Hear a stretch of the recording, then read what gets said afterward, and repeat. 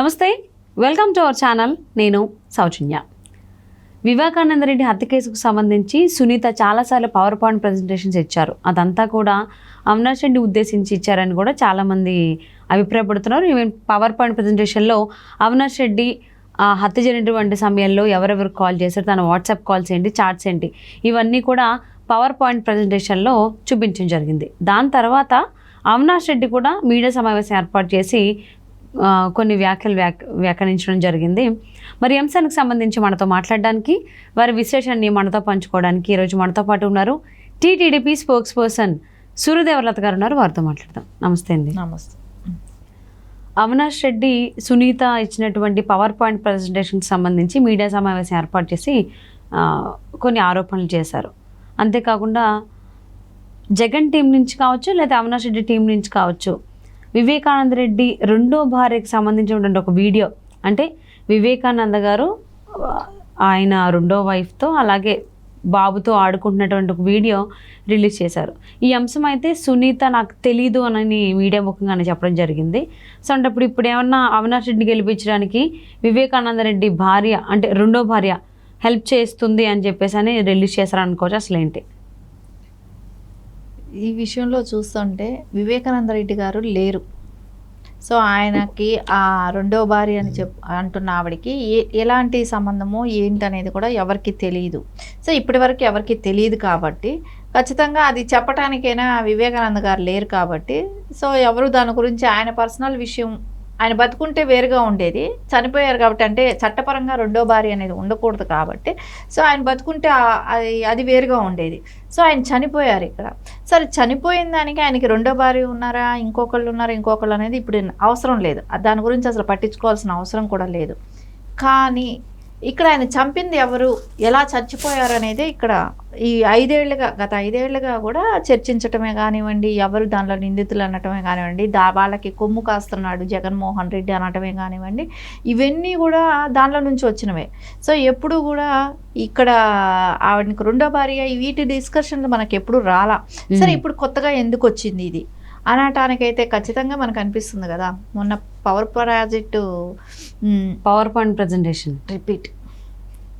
Point presentation తను ఇచ్చింది కాబట్టి సునీత గారు దానిలో క్షుణ్ణంగా ప్రతి అంశం గురించి తను చెప్పటం జరిగింది. దానిలో ఏ టైంలో ఎవరెవరికి ఫోన్స్ వెళ్ళటమే కానివ్వండి, దానిలో నుంచి అంటే 3 to 4 ఆయన చనిపోయే టైం, అంటే అప్పుడు ఎప్పుడైతే అక్కడ ఆయన మీద దాడి జరుగుతుందో అలాంటి టైంలో కూడా అవినాష్ రెడ్డి గారికి ఫోన్లు వెళ్ళటమే కానివ్వండి, దాని తర్వాత తాడేపల్లి ప్యాలెస్కి కూడా ఫోన్స్ వెళ్ళాయనే కానివ్వండి, ప్రతిదీ మార్క్ చేసి చూపెట్టడం జరిగింది. అంటే దానిలోనే తను చెప్తుంది, సాక్షి మీడియాలో గుండెపోటు అని చెప్పటానికి కూడా కారణం అక్కడ నుంచి సాక్షి వాళ్ళకి ఫోన్ వెళ్ళటమే కానివ్వండి, అవన్నీ కూడా ఆధారాలతో సహా తను చెప్పటం జరిగింది. తరువాత ఆయన బాడీ, ఆ బ్లడ్ కనపడేది, అవన్నీ కూడా మనకు చూపెట్టడం జరిగింది. అంటే ఆయన బాత్రూంలో తీసుకెళ్ళి పడేసి అక్కడ బ్లడ్ అవన్నీ కూడా చూపెట్టడం జరిగింది. కాబట్టి ఖచ్చితంగా ప్రజలందరికీ కూడా ఒక ఆలోచించడానికి ఎలా జరిగింది ఏంటనేది అందరూ ఒక కన్క్లూజన్కి వచ్చేసారు. అంటే సాక్షి మీడియాలో గుండెపోటు అని చెప్పటానికి కారణంలో ఉన్న వ్యక్తుల్లో కూడా అవినాష్ రెడ్డి కూడా అక్కడే ఉన్నాడు ఆ టైంలో. ఆ బ్లడ్ తుడవటం అనేది, అంటే మొన్న రవీందర్ రెడ్డి చెప్పిన విషయాల్లో కూడా ఆ ప్లేస్లో ఆడ ఉన్నాడు కానీ ఆయనకి ఏమీ తెలియదు, అమాయకుడు అని అంటున్నాడు. ఆ ఇన్సిడెంట్ జరిగేటప్పుడు అక్కడ ఉన్నాడు కానీ ఆయన అమాయకుడు అని అన్నాడు. అమాయకుడు అని అన్నప్పుడు అంటే ఇన్సిడెంట్ జరిగేటప్పుడు ఉన్నప్పుడు కూడా తప్పే కదా. సో నువ్వు వాదించుండాలి, తప్పు జరిగిందని చెప్పాలి, ఆ రోజే పోలీసులకి కంప్లైంట్ ఇచ్చి ఉండాలి, ఆ రోజు ఇన్సిడెంట్ ఏం జరిగిందని చెప్పు ఉండాలి. సరే, అంత బ్లడ్ అవన్నీ చూసినా కూడా వాళ్ళకి గుండెపోటని ఎలా నిర్ధారించారు, అది ఎలా చెప్పారు? ఫస్ట్ వచ్చింది కూడా సాక్షి దానిలోనే. సో ఇవన్నీ చూసినప్పుడు మనకు అది ఏమనిపిస్తుంది, సాక్షిలో వచ్చింది కాబట్టి అది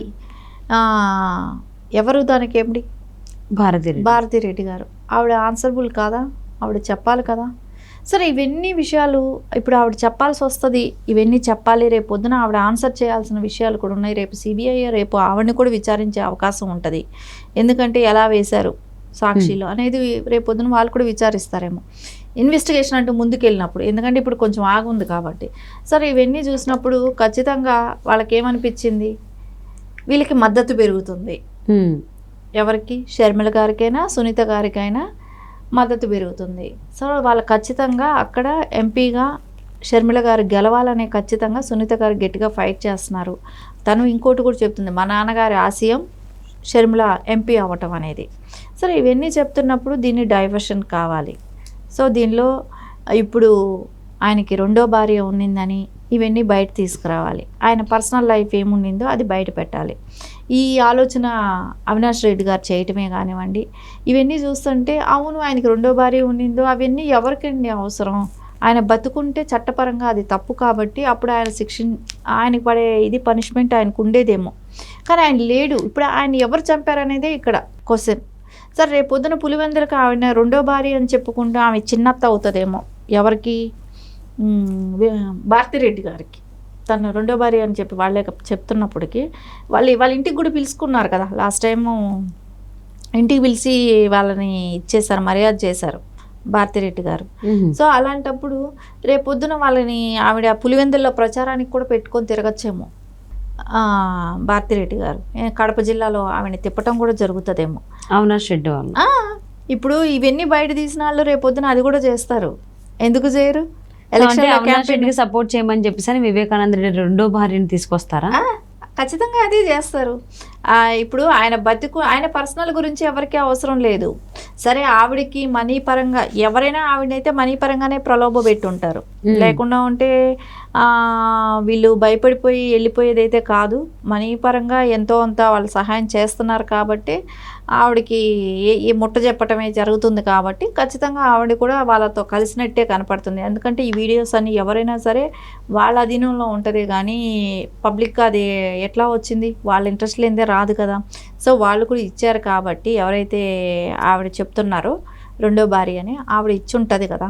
సో వాళ్ళు ఖచ్చితంగా జగన్మోహన్ రెడ్డితో కుమ్మక్కయ్యే చేసుంటారు. షర్మిల సునీత గారు కూడా ఏమన్నారు, నాకు తెలియదు అన్నారు. ఆయనకి రెండో భార్య ఉన్నది మీకు తెలుసా అని అడిగినప్పుడు నాకు తెలియదని లైట్ తీసుకున్నారు. సరే వాళ్ళకి అనవసరం కూడా, ఇంకా అసలు ఆయనే లేనప్పుడు సో దాని గురించి వాళ్ళు ఇప్పుడు మా నాన్న నాకు తెలియకుండా ఇలా చేశాడని ఆవిడ బాధపడటంలో అర్థం ఉండదు, ఎందుకంటే ఆయన పర్సనల్. కానీ వాళ్ళకి చనిపోయిన విధానం, వాళ్ళకి దానిలో రెండిట్లో ఏది ఇంపార్టెంట్ అనుకుంటే ఆయన ఎట్లా చంపారనేదే వాళ్ళకి సునీత గారికి ఇంపార్టెంట్ అక్కడ.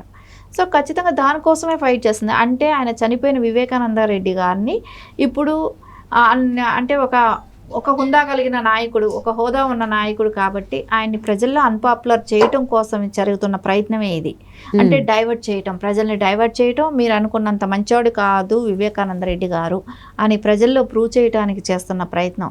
అంటే ఈ లెక్కన రేపు ఆవిడకి తెలియట్లేదేమో, ఎవరైతే రెండో భార్య అని వచ్చిందో మీకు ఆస్తులు రాయలేదని మీరే చంపారని వాళ్ళని అనొచ్చు, కానీ ఆవిడకి అది అర్థం కావట్లేదు అనుకుంటా.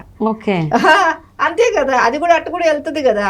నువ్వు ఇప్పుడు రెండో భారీగా వచ్చావమ్మా, నువ్వు ఆస్తులు రాయలేదని చెప్పి నువ్వేమైనా చంపించావా అనేది రేపు ఆవిడకి కూడా ఎవరైనా అంటగడితే రేపు ఇదే అవినాష్ రెడ్డి అనకపోతాడా? అంటాడుగా. సొంత కూతుర్ని అల్లుడిని సంబంధం లేని వాళ్ళని ఇన్వాల్వ్ చేసినప్పుడు రేపు పొద్దున ఆవిడ రెండు ఇల్లీగల్ ఇదే కింద వస్తుంది. నీకు ఇవ్వాల్సిన ఆస్తి ఇవ్వలేదనో, నాకు ఆస్తి పంచి ఇవ్వలేదనో, నువ్వు చంపేశావేమో అని రేపు పొద్దున అదన్నా కూడా అంటారు కదా వాళ్ళు. సరే ఆవిడ జాగ్రత్తగా పడి ఆవిడ వాళ్ళతో కలవకుండా ఉండటం ఆవిడకి బెటర్ అవుతుంది. ఎందుకంటే రేపు పొద్దున ఆవిడని చంపేసి ఆ నింద మళ్ళీ వీళ్ళ మీద వేస్తే ఇప్పుడు వీళ్ళకి ఎలాగైనా చుట్టి వచ్చి నాకు బాడీ కావాలి, ఒక శవం కావాలి, శవ రాజకీయాలు చేయటానికి. ఖచ్చితంగా ఇలాంటివి ఏదో కూడా జరుగుతాయి. జాగ్రత్తగా ఉండటం అయితే కంపల్సరీ. ఇప్పుడు ఆవిడ కూడా జాగ్రత్తగా ఉండటం అనేది అవసరం. ఈ అంశానికి సంబంధించి మీ అభిప్రాయాన్ని మాతో పంచుకోండి.